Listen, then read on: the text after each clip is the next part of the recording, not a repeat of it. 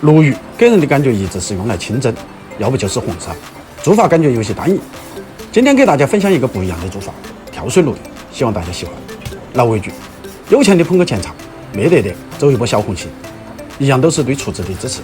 鲈鱼肉质比较厚，用削刀给鱼身两面打上一字花刀，装入圆盘中，撒上少许生姜、葱段，淋上少许花雕，挤出姜葱汁，里里外外涂抹均匀，腌制大概10几分钟。准备辅料：青红小米辣少许，用刀切成小青条；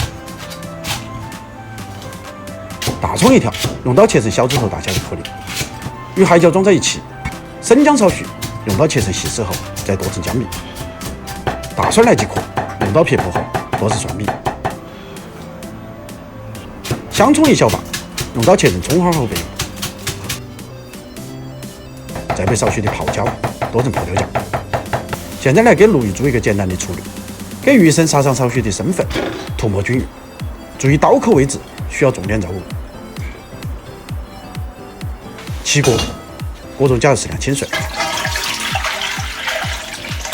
撒上少许花椒和干海椒、姜片、葱段、盐巴、咸鱼蛋肉，盐可以适当重一点，淋上少许花雕。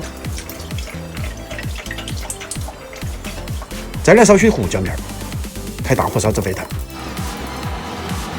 重点来了，鱼肉要想滑，需要整点猪油进来，一起搅拌均匀。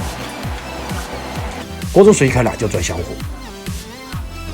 把鱼子和鱼放入锅中，要让鱼整个浸入沸水中。先中大火烧3分钟，再改成小火煮3分钟。捞出煮熟的鲈鱼，装入鱼盘中，挑出姜葱残渣，重新起锅，烧热了下油，下锅，下姜葱蒜、泡椒酱，一起爆出香味。再搁入少许豆瓣酱，炒香，炒出颜色。锅中加入适量清水，有啤酒的可以用啤酒代替。调入白糖、鸡精、胡椒面，少许蚝油、爆淋醋，一起搅拌均匀。等汤汁有些收浓了，就把青红小米辣和葱节倒入锅中，一起翻炒均匀。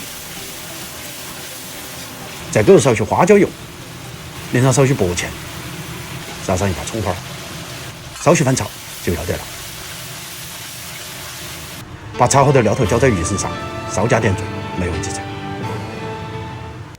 今天这道跳水鲈鱼其实来自于江湖菜中的跳水鱼，是流行于川渝地区的特色美食。不仅是大街上的高档酒楼，它也在不起眼的胡同里、街边小店市井深处，寻寻觅觅而得来的惊喜，一定让你难以忘却这滋味。喜欢的点赞，不喜欢的点完赞后下期再看。我是厨子，下期见。